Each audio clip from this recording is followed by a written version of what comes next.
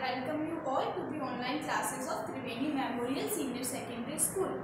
Today we are going to start a new chapter. Name of the chapter is Getting to Know Plants. Okay, it's a class 6 chapter number 7 according to an NCERT book. Okay, it's a biology chapter, so we will be learning about living thing only in this chapter, and as the name suggests, we will be learning about plants. Okay, the plants which are all around you. You are surrounded by different kinds of plants, and in this chapter we are going to learn about those plants in detail plus parts of the plants. Okay, we are going to discuss all those things in this chapter. So let's read out the chapter. Go outside and observe all the plants around you. Do you see some plants are small, some are very big? As you know that if you compare plants with your height, some are very small, some are that at average of your height, and some are taller than you. You know that, okay? And some plants are just like green patches. For example, grass, bushes. All those are nothing but green patches. Okay? On the soil, some have green leaves, as you know that. Others have reddish one. Have you seen different kinds of color of leaves also? Yes, different kind of color are also present around you. Okay. Some have huge red flower like China rose. Some have tiny blue one, right? While some have none. Some plants do not have any kind of flowers. Okay. We do see a variety of plants existing all around us. Variety of plants exist all around us all the time. Okay. So near our homes, school ground, all the way, you must have seen different kinds of plants. Okay, so this is a typical picture of nature given. Different kinds of like trees are there, grasses are there, shrubs are there, right? Okay, all type of plants are visible in this diagram. Okay, let us get to know the different parts of plants, because we should know what is going on in our surrounding. Science is nothing but getting to know what is happening inside your body and what is happening outside your body, and the things which are surrounding you, the phenomena. Okay, the study of those phenomena in your body is nothing but science. So in this chapter we are going to learn about plants. Okay, now in this chapter we are going to learn about differences between different kind of plants. Okay, can you label stem, branch, root, leaf, flower and fruit? You can label. You are in 6th class. You must have that studied all those things in your junior classes. In this we are doing just we are just stepping you up a little bit. Okay, now the broad categories. So I can say that broadly we can divide all the plants into 3 categories: herb, shrub and trees. These are the broad categories. Okay, so more categories are also there. We will be going through them also one by one. Okay, so firstly, look closely at the stem and the branches of plants much smaller than you. The plants which are much smaller than you. For example, your dhania plant. Have you seen your coriander plant? It is much smaller than you, right? And tulsi also. Now plants which are that are about your size, for example rose plant. Okay, height is something around your height. Okay, plants which are much taller than you, mango tree, it is much taller than you, right? Feel their stem and try to bend gently to see if they are tender or hard. Try to bend them. If you are able to bend them, then there must be any difference in their stem also. Okay. So we are going to learn about this thing. So let's go through this table given. So name of the plant is, these are the plant which we are studying in this table: tomato, mango and lemon. These are the 3 kind of plants we will be studying. This plant, I hope you have seen these plants at your home. Tomato plant is shorter than your height. Okay, that stem is green. It is tender. It is tender, you are able to bend it easily. Don't bend it too much, it will break. Is it thick? No, it's not that much thick. Is it hard? No, it's not hard. Okay? It is herb. The plant which are smaller than you, they are nothing but herb. That stem of the herb is tender. You are able to bend the stem of the herbs. Next one is mango. Mango is much taller than you. You know that. And color of mango tree is green. Yeah, it is green in color, but not stem. Stem of your mango tree is brown, right? Because it's a tree. Now is it thick? Yes, it is thick. Is it hard? Yes, it is hard. And is it higher than you? Yes, it is. Now category of this plant is tree. Mango is a tree. Third one is lemon. Lemon height is around about your height. Okay, so lemon, about the lemon plant, it is hard. Yes, it is hard. At the base of the stem, is it the branches are appeared? Yes, branches will appear. Next is the category is shrub. So shrub are about your height. Herbs are smaller than your height, and your trees are much larger than your height. Okay. Now take care that stem does not break. Always take care that stem does not break while you are studying this plant, okay? Because we know that plants are very important for us, right? Use hug a tall plant to see how thick their stem are. Okay, you can hug the plant to observe the thickness. We also need to notice from where the branches grow in some plant. Okay, just go through all the plants and you have to just observe from where this branches sprouted out. Okay, close to the ground or higher up to the stem. You have to observe that also. Okay. Now we will group all the plants observed in this table. Some examples shown in that table also. Now, as we have seen, three categories we have studied. First one is tree, then shrub, then herb. Okay, we have been discussing those. Now, based on characteristics, most plants can be divided into broad categories: herb, shrub, and tree. Look at these examples. First one is herb, which is much smaller than your height. Second one is shrub, about your height, and trees much taller than you. Okay. Now, plants with green and tender stem. Herbs are having green and tender stem, and you are able to bend that stem also. Okay. They are herb. They are usually short, and they do not have that much branches. I hope you have seen the herbs do not have that much branches. Okay, because it is much taller, much smaller than your height. Some plants develop branch near the base of the stem. Some plants sprout the branches near the base of the stem. The stem is hard but not very thick. Stem of this kind of plant is hard but not thick. Hard means brownish in color. It's not green in color, but it is not that much thick. Okay. Okay. Such plants are known as shrub. For example, rose plant. Some plants are having thick stem as well as hard stem. They are nothing but your tree. They are tall, they have hard and thick stem, they have branches, they have many branches. Herb have least branches, shrub have some branches, trees have the most branches, okay? The stem of the upper part much above the ground. Stem is always much above the ground. I hope you have seen that. The stem of your shrub is somewhere around the ground only, but in case of trees, they are much above the ground. Based on above characteristics, can you now classify plant into that table 7.1 according to the categories? Yes, we can now categorize all the plants. Now, pehli wonder, what kind of stem the money plant has? Can you tell me what kind of stem money plant has? A beanstalk, gourd plant, and grapevines have. Have you seen this plants? Do you observe some of these plants?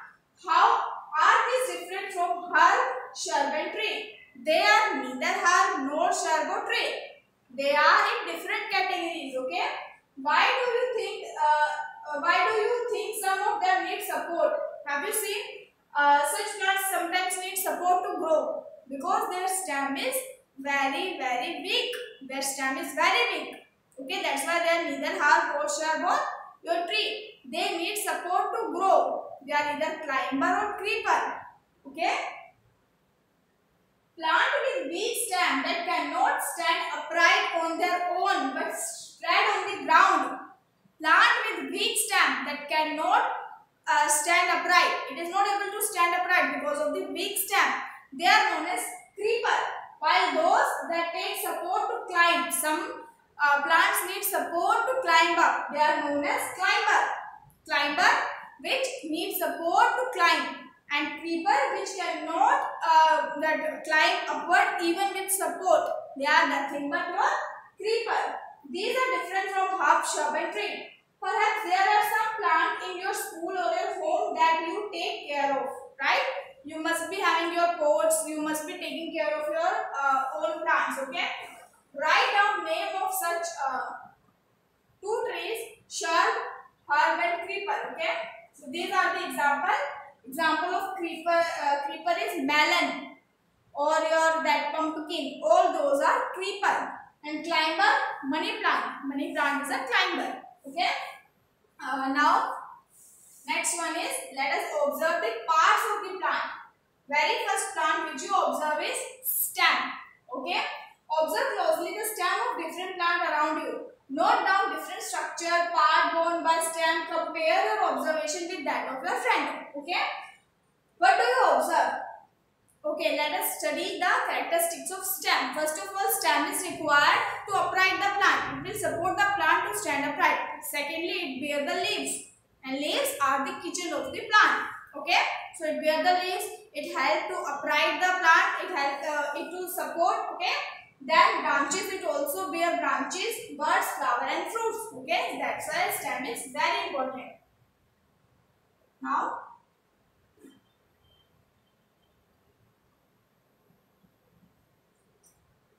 So, let us study this activity also. This is important. Yes. For this activity, we require glass, water, red or blue ink, and a soft stem. Okay, just you have to do pour water to fill glass 1/3.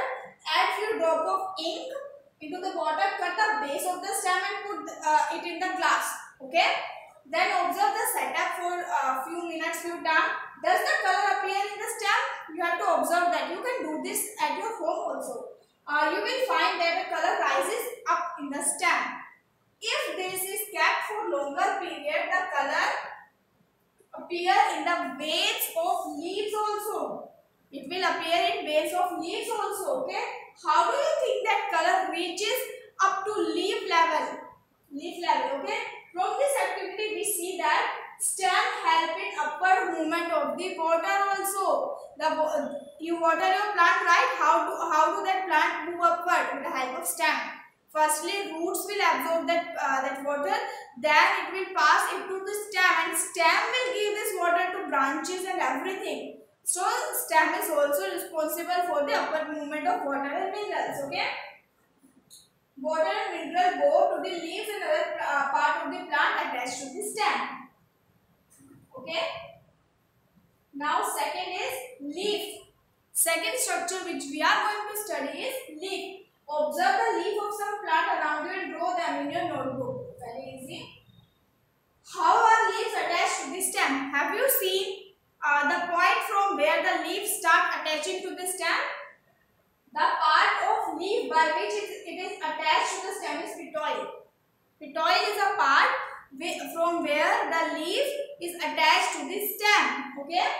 The broad green part of the leaf is known as lamina. Have you seen the broad green part? That is nothing but lamina. Can you identify this part of the leaf around you? Do you all have seen the petioles? This is typical leaf. Okay. This is the whole leaf structure. This is lamina.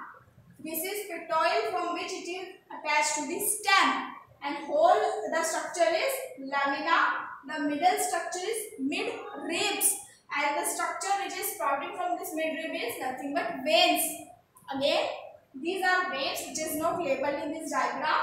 Then mid-rib, okay, which is present in the middle of the leaf. Then the whole broad structure is your lamina. This is stem, and the attachment of leaf and stem, the point is known as petoil. Okay. Now,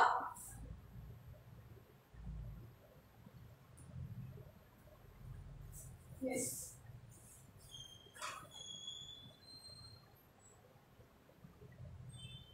Leaf. Now, let us get to know leaf better by taking an impression. Just that dye a leaf, color a leaf, then that put that leaf on a page, on a blank page, then you will get the impression of that leaf. Then you are able to observe the veins, the midrib, the petoil, everything. Okay. If you thought that leaf cannot sign, here is an activity which will make you think again. Can you think that only you can sign? No. That leaf can also sign.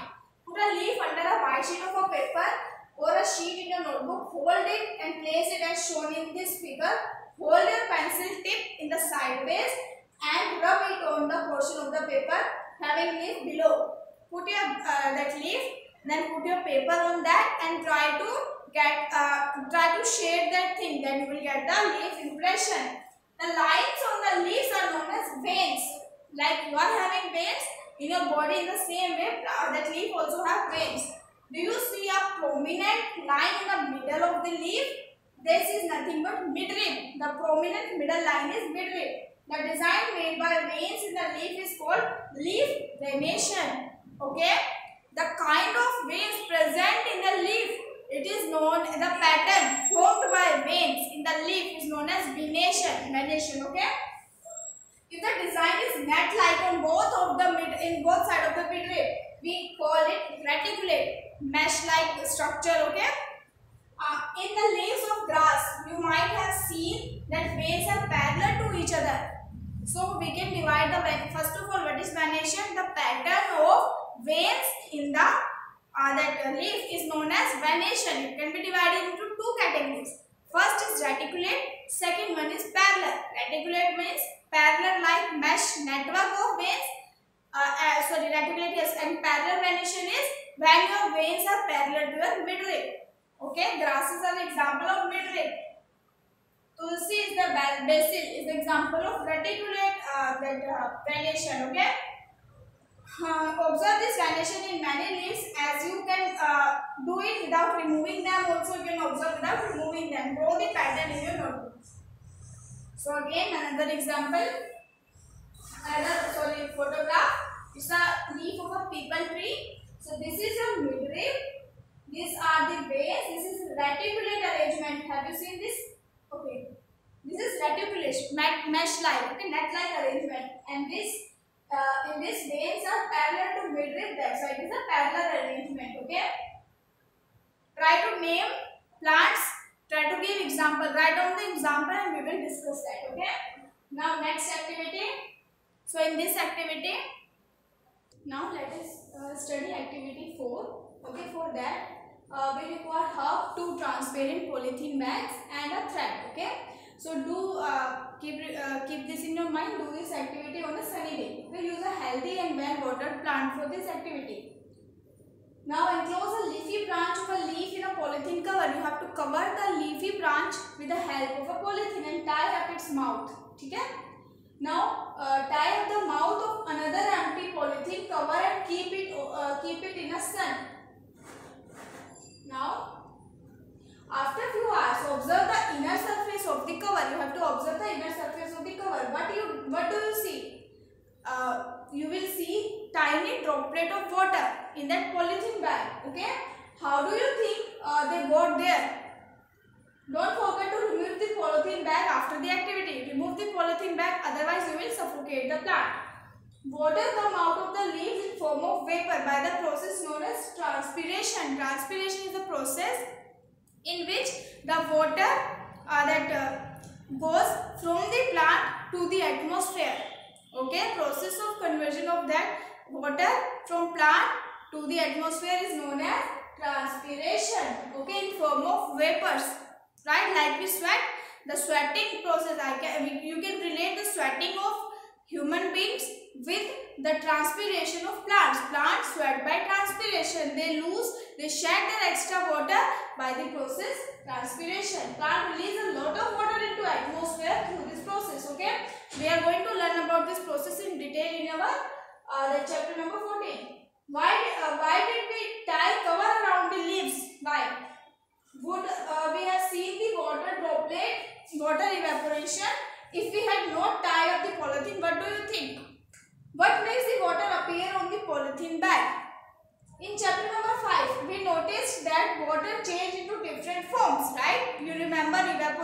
condensation process. We have studied those processes in chapter number 5. Can you think of this and name processes that make water drop appear on the polythene cover? Yes, the process is evaporation and then condensation. Evaporation is conversion of water into vapor, and when these vapors get back into the form of water, that process is condensation. So this process is nothing but a condensation process. Okay. Leaves also have different function. For that, let's study it via activity. We would require leaf, sprit. Sprit is nothing but alcohol. Okay. A beaker, test tube, burner, water, watch glass and iodine solution. Okay. Let us take the leaf in a test tube. Okay. Let us take leaf in this test tube and pour sprit to completely immerse the leaf. We have to pour that alcohol in this test tube. Okay. Now, keep this in your mind. You are using a chemical, so we have to be careful while performing this activity. Now place the test tube in a beaker, half filled with water. Heat the beaker till all the green color from the leaf come out. Okay. Take out the leaf carefully and wash it in water. Place it on a watch glass and pour some iodine solution over it. Okay. Keep the leaf in this test tube. Add some alcohol sprit. Okay. Then keep the whole setup in a beaker, and that beaker is having 1/3 of water. Now you have to heat the solution. Then after some time, when the greenish color will be removed from the leaf, you have to take out the leaf and you have to pour it in an iodine solution. What will happen? Compare your observation with those you have with the activity which you have done in chapter number 2, iodine test. Compare those two activities. When you tested food for presence of nutrient, you have used iodine, right? Iodine is used to test presence of carbohydrate, starch. Now leaves also carry this starch. That's why they will show blue color, purplish color. We saw that slice of raw potato also show this kind of activity because of presence of carbohydrate. Potatoes get starch from leaves and store it. Leaves prepare their food in presence of sunlight and green color substance, which is nothing but chlorophyll. Chlorophyll is a pigment which captures the sunlight and help the plant to make its food. Okay. For this, they also use water and carbon dioxide. This process is photosynthesis. So what is photosynthesis? Conversion of sunlight into food with the help of carbohydrate. Preparation of food by the plant with the help of sunlight and carbohydrate. Okay. Oxygen is given out in this process. Oxygen is given out in this process. Okay. And carbon dioxide is being used in this process. Food prepared by leaves ultimately gets stored in different parts. Most of that food is stored in leaves. Okay. We have seen that stem supply leaf with water. Now leaf uses the water to make food. Leaf uses water to make food. Leaves also lose water through transpiration, which we have discussed. The leaves also how do the stem and leaves get water? We water that plant in the roots and it will go upward. Okay. That is where the roots come in. Now we need roots because we have to provide water in roots only. Now look at the figure 7.13.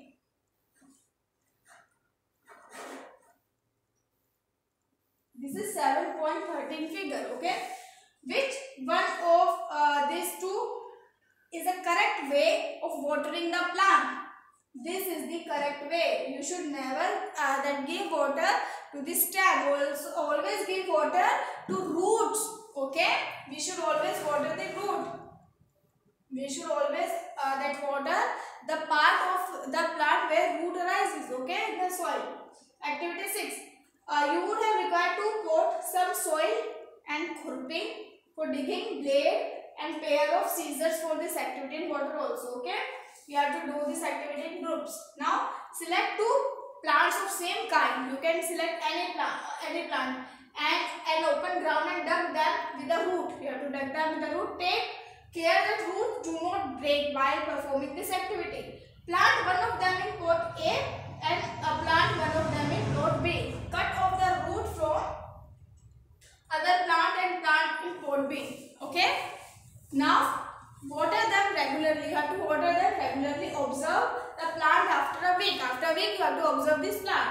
Are both plants healthy? Now both the plants are watered regularly, but one is without the roots and one is with the root. In the pot B, plant is without the root. In pot A, plant is with the root. So pot B plant will die after some time because roots are not there, and roots are the part which absorb the water. Without roots, plant will not absorb the water and it will die ultimately. Both plants are water. Okay. So now you know that roots are essential for watering the plant. Now another activity to study another function of root. We would require seed of gram and maize, cotton, a wool katori bowl and some water. Take 2 bowl, place some wet cotton in them. Put 3 to 4 seed of gram in one and maize in another. Keep the cotton wet by sprinkling water every day until they sprout out. Okay. After a week, separate the plant from the cotton. Was it easy to separate the cotton from the roots? No, it is not, because all the roots will entangle. It will be very difficult to separate them out. In activity 6, we would not pull out the plant from the soil, right? We dug them out. In previous activity, we dug them out. This is because root helps in holding the plants in the soil firmly, okay? They anchor the plant in the soil. You have seen that there are different kind of stem, different kind of leaves. Do the roots also showing variety? For that we have to study activity 8. In the figure 7.16, 7.16, A and B figures are given. Now look at the root of the ground and look at the root of the another plant. Okay? Do they look like roots shown in 7.16A or those with 7.16B? Are they same? These roots are same. How about roots of maize plant? Write gram or maize in the blank given. You have to do this activity by yourself. You have to observe and to write which one is of gram and which one is of maize. Okay? In what way are roots of gram and maize similar? In what way they are different? There seem to be two different kind of fruit, right? They look different from each other, right? So are these also other type of fruit? Are there other type of fruits are also available or not? We are going to study that. Okay. Now for that let us study another activity. Go to open ground where many wild plants are growing. Okay. Dig out few. Wash the soil of the root. Observe them. Do you find that all of them have either kind of fruit, either this kind or that kind? So basically two type of fruits are there. Okay. These are two kinds of fruit. This root in which only one branch is growing, only one main branch is growing and other lateral branches are going along with that. This kind of root system is tap root system. And in another root system in which many branches are there, no single branch, no main branch is there. This kind of root system is a fibrous root system. Okay. So the main root in root system has smaller and other smaller roots are there in main branch. They are known as lateral root. Okay. Plant with root shown in 7.17A. B do not have main root. Okay. All roots seem similar. So these are fibrous roots. Separate the plant you have collected in two groups in the previous activity. In group A, put those who have taproot, and in group B, put those are having fibrous root. Okay. Now you have to relate that root with the venation. You remember venation? We just did the venation. Two type of venation are there. The pattern of veins in the leaf blade is known as venation. First type of venation is reticulate. Second one is fibrous. Now you have to relate. Is there any relationship between the venation and that root system? Let's study that. Do you notice that when you do this activity, you will be noticing that leaf venation and type of root of a plant are related. Okay. So what is this relation? Now, okay. So this kind of root, taproot, always show reticulate venation. Keep this in your mind. Taproot always show reticulate venation. Fibrous root always show parallel venation. Fibrous root, parallel venation. Reticulate venation, taproot. Keep this in your mind, okay? You can observe it around you also, okay? We have learned that root absorb water and mineral from the soil, right? And stem conduct this leaves and other part of the plant. The leaf prepare the food. This food travel through the stem and store in different part of the plant. We eat some of this root. Sometimes we eat root also as a stored food. For example, carrot, radish, sweet potato, turnip and tapioca. All these are nothing but food, okay, in form of root. We also eat many other part of the plant where food is stored. Okay, whenever plants store food in any part, we eat those parts. Okay, sometimes we eat stem when food is stored in stem. Sometimes we eat fruit. We eat flowers also. We eat root also. Okay, we have studied this in these things in chapter number 1. Do you agree that stem is like street with two-way traffic? Have you given a thought on this that line? That sometimes stem look like a street with two-way road. Okay, with two-way traffic. Write the name of the material that goes up in the stem and which comes down. What do you think? Let me give you a hint. Food is prepared with the leaves. It has to be transported to other part also. So food prepared in that leaf will go down and the water and the mineral will go up. Okay. Now let us study the structure of flower. Okay. These are few flowers which is shown in this diagram. When you see this, you cannot recognize the plant. Even if you see this, then also. But when the moment you see this, you are able to identify this plant. This is a rose plant by the flowers. Okay. Which color do you use for the flower? This is red color. Okay. Are all the flowers colorful? Sometimes flower may not be colorful. Sometimes flower may have white color only. Okay. Have you seen a flower of grass, wheat, maize, mango, guava? No, you have not, because sometimes some trees are without flowers. They do not show flowers. Are those brightly colored? Okay.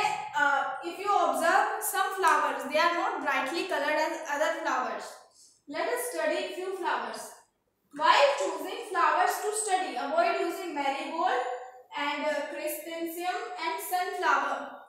You will learn in higher class that they are not single flower, they are group of flowers. Never use this kind of flower for study.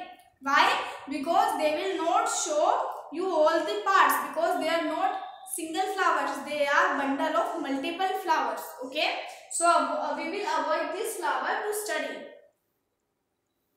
Now we mostly use China rose because all parts of China rose are very clear. We will require one bud and two fresh flower. Each of the four, you can use dhatura flower, China rose flower, mustard, brinjal, ladyfinger or gulmohar. Okay, because every part in these flowers are very clear. Also a blade and a glass slide or a sheet of paper and magnifying glass. Now look at the prominent part of the open flower. This is the diagram for open flower. All the parts are very clear. This is part 2 of our chapter getting to know plants. Okay, it's a class 6 chapter. It's a biology chapter, and we have discussed about the part of the flower categories, the part of your plant, and we have discussed the categories of your plant. For example, we did your trees, herb and shrub. That part is completed. In addition to that, we have covered roots, and stem part also. Today we are going to study about flower. Okay, so let's read it out. What is given in your book? You have shown 3 branches of a rose. Okay, 3 branches are given. Out of these 3 branches, only one picture. By seeing that picture, you are able to know which plant is this. By third picture, if you see the third picture, you are able to give answer of which plant stem is this, because you are aware of the flowers. So it's a rose plant. Okay. Now let us do one activity. We would require 1 bud and 2 fresh flowers for this activity. Each of these you can take dhatura, China rose, mustard, brinjal, ladyfinger, any of this flower. Okay. Also you are needing one blade and a glass slide or a sheet of paper and a magnifying glass for this activity. Okay. You have to observe, look at the prominent part of the flower. First of all, you have to cut the flower and open it out. Then you have to see the prominent part of this flower. Most prominent part of any flower is its petals. Okay, we are having a flower with us also. So this colored part is the petals of the flower. Okay, colored part is nothing but petal of the flower. Next, where do you think petals are in closed bud? It is closed. Okay, in case of closed bud, the petals are here. This is a closed bud and petals are close together. Okay, so we are not able to see. It's not prominent part in case of your bud. Okay, the most prominent part of bud is sepal, which is the second most important part of flower, which we are going to study. So this, the green thing which you are able to see, is a leaf-like structure. This is nothing but your sepal. It's not that prominent in an open flower. This is your open flower. Your sepals are present somewhere here. I hope it is visible to you. These are your petals. These are your sepals. Okay, sepals are visible in bud and petals are most prominent in your open flower. Okay, so this picture is depicting both of these things very clearly. Now innermost part of the flower. For that you have to dissect the flower. You have to cut open the flower to see the innermost part of the flower. Okay, if you take the dhatura plant or any of the bell-shaped plant, you will see the flower when you cut it and when you open it, more things will be visible to you. Those will be your stamen and your pistil. For example, in this flower, let us dissect it. Can you see this tube-like structure? These are nothing but the stamen. Okay, if we open the flower, if we cut open the flower, all your stamen are visible to you. Okay, the structure of the stamen is given in this part. This is typical stamen. Okay, stamen consists of 2 parts. Uppermost part is your anther and tube-like structure is your filament. Okay, though it's not magnified, but still it is visible through this flower also. This upper part is your anther and tube-like structure is your filament. Okay, and the whole structure is your stamen. Okay, now this is typical flower. It's a picture of your China rose flower. Discuss. Okay, so these are the stamen, which is consist of your anther and filament. Okay, this is the petal through which it is attached to the stem. These are the sepals, green part, leaf-like structure, and these are the petal of your flower. Clear? One more thing is there, which is present in middle. It is nothing but the pistil. Okay, pistil also consists of 3 major parts. Uppermost is the stigma. Okay, which is very clear from this diagram. Uppermost part is stigma. Then your style, and the lowermost, the swollen part is ovary. Let us dissect this flower. If we remove this stem, if we remove all the petal of this flower, then after that we have to cut open this flower. Let us see if ovary and the pistil is there or not. No, it's not there in this flower. Okay, you can try out different flower in which the swollen part. I hope you have seen that part. I'll try to get this flower next time or in our Zoom meeting, okay, in which ovaries are present, okay. So this is the female part of any flower and this stamen is male part of any flower, okay. The stamen consists of anther and filament and your pistil consists of three parts: stigma, style and ovary. Ovary is the swollen part, okay. Now you have to do one activity for that. Let us study the structure of ovary. It is the lowermost and swollen part of pistil, as we know that. If we try to cut the ovary, you can give transverse cut or longitudinal cut or transverse cut, okay, to see what is present inside the ovary, okay. Now, if you cut the ovary of any flower, then this kind of lobules are present inside the ovary, which consist of ovules. Okay, ovules are present inside the ovary. To see those ovules, you have to give longitudinal or transverse cut. Then you are able to see these structures. Okay. Now you have to observe innermost part of ovary using a lens. You can use magnifying lens also, and in school we can use microscope also to see those structures. Okay. Now you have to find out. You have to find answer of this question. First question is, do all flowers have sepal, petal, stamen and pistil? No. One or more part can be absent in one flower, or it can be present. All the structure can be present in one flower, or they can absent also. Like we have dissected one flower in which the female part was absent, right? So in any flower, one or two part can be absent also. Okay, it's not necessary that all four parts are present in each and every flower. It's not at all necessary. Okay. Now, and in some flower the parts are fused also. In some flower the sepal and petals are fused. Okay. In some flower the female and male part, pistil and stamen are fused. Okay. So it's not necessary that all flowers have distinct all four parts or all four parts are present. It's not at all necessary. Okay. So in this chapter what we have learned about the categories of the plants. Then we learned about the parts of any part of the your plant. Then we discuss the part of a flower. Okay. Now we will be discussing about function of each and every part of the flower in your higher class. Okay. It will be in your higher class. This is the most important part. In this chapter, the diagram of flower is most important. Try to practice it as much as you can. Okay. It's quite like brief chapter, not that lengthy. These are your keywords of the chapter. Let's go through it once again. Climber. The plants having weak stem, so they need additional structure to climb up. Okay.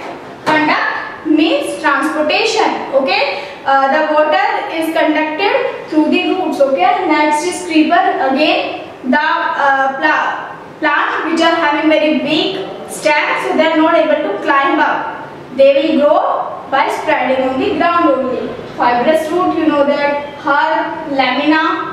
Lamina is the whole part leaf blade of the your leaf. Okay. Lateral roots arises from the main taproot. Midrib, the middle section of your reticulate leaf. Then ovules are present inside the ovaries. Parallel radiation when there is no single midrib, when many your veins are parallel to, all the veins are parallel to each other. Then this parallel radiation petal, the most prominent part of any flower, most colorful part. Then petiole. Petiole is the part from which the leaf is attached to the stem. Photosynthesis is the process by which the leaf prepares its food in the presence of sunlight. Okay. Then pistil, female part of any flower. Then reticulate venation, where network-like, mesh-like structure is there of veins in your leaf blade. Okay. Then sepals, leaf-like structure. Shrub, stamen is male part. Shrub is a short height plant. Transpiration is the process by which the plant gets rid of the additional water. The excess of water gets rid from the that main plant by the process of transpiration. It's a kind of evaporation. Okay. Next is trees and then veins. Veins are the network through which the water and food get transported, okay, in the leaf. Now let's go through exercise part. First one is you have to correct the statement and write in your notebook. Very first is statement, stem absorb water and mineral from the soil, which is incorrect. Root absorb this thing. Leaves hold the plant upright. No. Stem hold the plant upright. Root conduct water to the leaves. No. Stem conduct water to the leaves. Actually, it's not absolutely wrong. Though the connection part was started in roots, but for leaves the work has to be done by stem, okay, because leaves are attached to the stem, so the water gets conducted to the leaves through stem only. Number of petal and stamen in a flower is always equal, not at all. They can be equal and they cannot be equal also, okay. If the sepals of a flower are joined together, its petal also joined together. No, it's not necessary. If the petal of a flower are joined together, then the pistil is also joined to the petal. No, it's not at all necessary, okay. Now, in the question 2, you have to draw taproot and you have to draw leaf and taproot and flower, okay. You can do that. Third question is, can you find a plant in your house or in your neighborhood which has long but weak stem? They are talking about climber or creeper. If you have any such plant in your home, you can write down, okay. Now, what is the function of stem? It helps plant to stand upright, okay. It conduct for the conduction of water and mineral to branches and the leaves. Then it also sometimes the secondary stem is there. We store the food, okay, and many more functions are also, we have discussed all those functions, right?